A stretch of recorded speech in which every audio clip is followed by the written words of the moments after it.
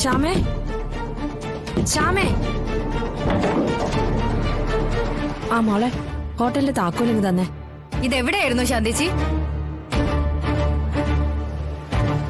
ഒരു മര്യാദയൊക്കെ വേണ്ടേ? ഒരു സ്ഥാപനത്തിൽ വർക്ക് ചെയ്യുമ്പോ അതിന്റെ ഉത്തരവാദിത്വമൊക്കെ വേണ്ടേ? ഈ സമയനിഷ്ഠ എന്നൊന്നില്ലേ? അത് പിന്നെ ശാലി കുഞ്ഞ് പറഞ്ഞപ്പോ. കുഞ്ഞേച്ചിയാണോ ശാന്തിച്ചി ഇവിടെ പണിക്ക് നിർത്തിയിരിക്കുന്നത്? അല്ലല്ലോ. അതെ, ശാന്തിച്ചി ഇവിടെ പണിക്ക് നിർത്തിയതാരാ? എന്റെ അമ്മയല്ലേ, അതായത് ശാരദാമ്മ. ആ ഒരു ഉത്തരവാദിത്വമെങ്കിലും കാണിക്കണ്ടേ? ശ്യാമേ, ഞാൻ ഇനി മുടങ്ങാതെ വന്നോളാം. എന്ന് പറഞ്ഞോണ്ട് കാര്യമുണ്ടോ? ഇവിടെ ശാന്തിച്ചി ഇല്ലാതെ എന്തുമാത്രം കഷ്ടപ്പെട്ടെന്നറിയോ? ശാന്തിച്ചി വരില്ലെന്ന് തീർത്ത് പറഞ്ഞ ഞങ്ങൾ വേറെ ആരെങ്കിലും നോക്കും. ഇതിപ്പോ അതുമില്ല. എന്താ സത്യമ്മ എന്നെങ്ങനെ തുറച്ചു നോക്കുന്നേ? ഇത് ഞാൻ തന്നെയാ, സത്യമ്മയുടെ സ്വന്തം സുസ്മിത. സ്വന്തം സുസ്മിതയോ? നീ എന്നാടി എന്റെ സ്വന്തമായത്? നിന്റെ സ്ഥാനം എന്നും ഈ വീടിന് പുറത്താ. ഞാൻ പുറത്തു പൊക്കോളാം. പക്ഷെ അകത്ത് കെട്ടിലമ്മ ചമഞ്ഞിരിക്കുന്നവളെയും കൂടി പുറത്താക്കേണ്ടി വരും. അവള് ചെയ്തു വെച്ച മഹത്വങ്ങൾ സത്യമ്മയ്ക്ക് എന്താ സംഭവിച്ചെന്നൊക്കെ അറിയണ്ടേ? നീ ഇവിടെ ഒരു കാര്യം അറിയിക്കണ്ട. നീ പറയുന്നൊന്നും ഞങ്ങൾ ഇവിടെ ആരും വിശ്വസിക്കുകയില്ല. വേണ്ട, വിശ്വസിക്കണമെന്നൊന്നും ഞാൻ പറയില്ല. പക്ഷെ അറിയിക്കേണ്ടത് എന്റെ കടമയാണല്ലോ. എന്തു നുണയും കൊണ്ടാ നീ കേറി വന്നിരിക്കുന്നത്? വിഷ്ണുവിനെ വീണ്ടും എവിടെയെങ്കിലും വെച്ച് കണ്ടു എന്നാണോ പറയാൻ പോകുന്നത്? എടി, ഇനി നീ ഇങ്ങനെ നുണയുണ്ടാക്കി കഷ്ടപ്പെടുന്നു വേണ്ട. എന്റെ മകൻ എന്റെ അടുത്ത് എത്തും, ഉടനെ തന്നെ എത്തും. മകൻ സത്യാമ്മയുടെ അടുത്തേക്ക് എത്തും എന്ന് പറയുന്നതിനേക്കാൾ നല്ലത് സത്യാമ്മ മകന്റെ അടുത്തേക്ക് എത്തും എന്ന് പറയുന്നതാണ് ഇപ്പൊ സിറ്റുവേഷൻ ഉചിതം.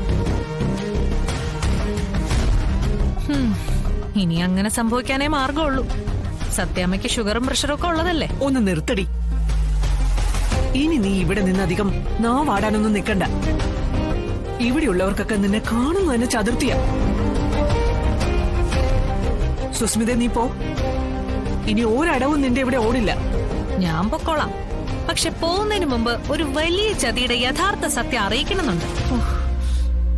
അതറിയിക്കാതെ പോയാ ഞാൻ എന്നോട് തന്നെ ചെയ്യുന്ന ഏറ്റവും വലിയ ദ്രോഹമായിട്ടത് മാറും. എന്റെ സുസ്മിത, എനിക്കൊന്നും കേൾക്കണ്ട. നീ എത്രയും വേഗം ഈ വീട്ടിൽ നിന്ന് ഇറങ്ങി തന്നാ മതി. അല്ലെങ്കിലും കള്ളത്തരം പറഞ്ഞ് ജീവിതം മുന്നോട്ട് നയിക്കുന്നവർക്കേ ഇവിടെ മാർക്കറ്റുള്ളൂ.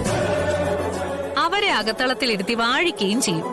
സത്യം പറയാൻ വരുന്നവർക്ക് എന്നും സ്ഥാനം പടിക്ക് പുറത്തു. കള്ളങ്ങളുടെ ലോകത്ത് ജീവിക്കുന്നവർക്കേ സ്ഥാനം എന്നും പടിക്ക് പുറത്ത് തന്നെയാ സുസ്മിത.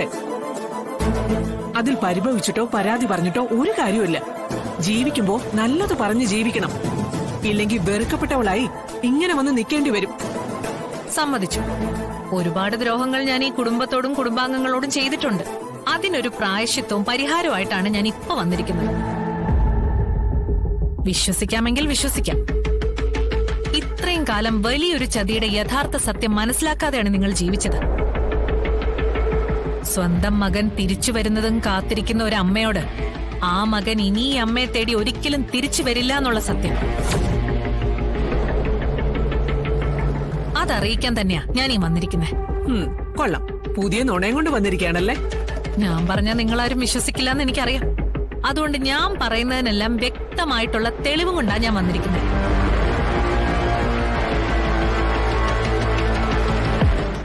ചൂടാവാതെ ബ്രോ, നിന്നെ പോലൊരു സഹപാഠി ഇവിടെ ഉണ്ടല്ലോ എന്നോർത്തുള്ള വരവല്ലേ. നിന്നോട് ഞാൻ പറഞ്ഞിട്ടുണ്ട്, കോൾ മീ സാർ.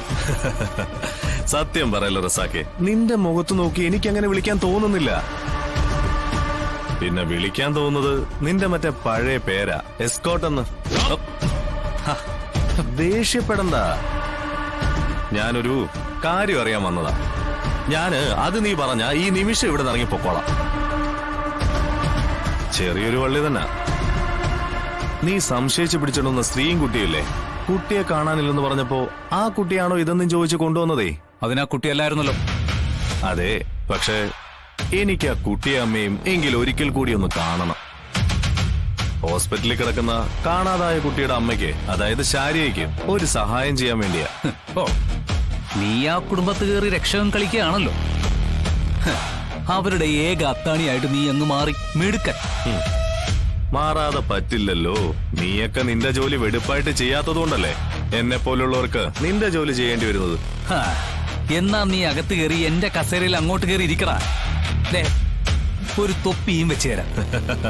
എന്റെ റസാക്കെ, നീ വീണ്ടും വീണ്ടും മണ്ടനാണെന്ന് സ്വയം പറഞ്ഞ് ചെറുതാവല്ലേ? എടാ, കെട്ടിക്കിടക്കുന്ന കേസ് എന്ന് പറയുമ്പോ നിന്നെ കേസന്വേഷണത്തിന് കൊള്ളില്ലെന്നല്ലേ കേൾക്കുന്നവര് വിചാരിക്കൂ. ദാ, ഇപ്പൊ ഞാൻ തന്നെ വിചാരിച്ചു. ഇറങ്ങണ വെളിയിൽ ഇറങ്ങാനാ പറഞ്ഞത്. ഇനി നീ ഇവിടെ നിന്ന് ഒരു അക്ഷരം പറഞ്ഞു പോകരുത്. പിടിച്ച് പുറത്താക്കടോ അവനെ. ഓടൂ. വേണ്ട, വിട്ടേക്ക്.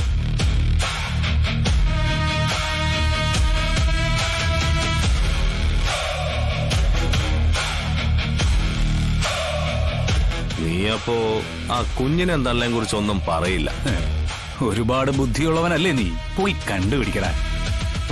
ശരി, നിന്റെ സഹായമില്ലാതെ ആ കുഞ്ഞിനെ തള്ളേം കണ്ടുപിടിക്കാൻ പറ്റുമെന്ന് ഞാനൊന്ന് നോക്കട്ടെ. ഓ,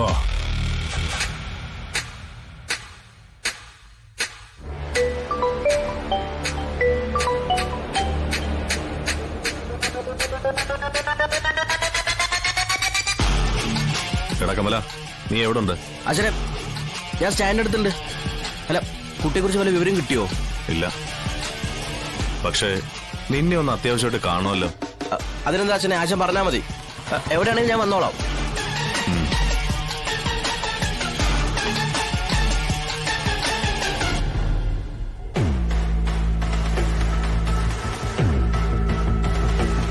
റസാഖേ, ഇന്ന് ഇരുട്ടി വെളുക്കും മുമ്പ് ആ കുഞ്ഞിനെയും തള്ളയും ഞാൻ കണ്ടുപിടിക്കും.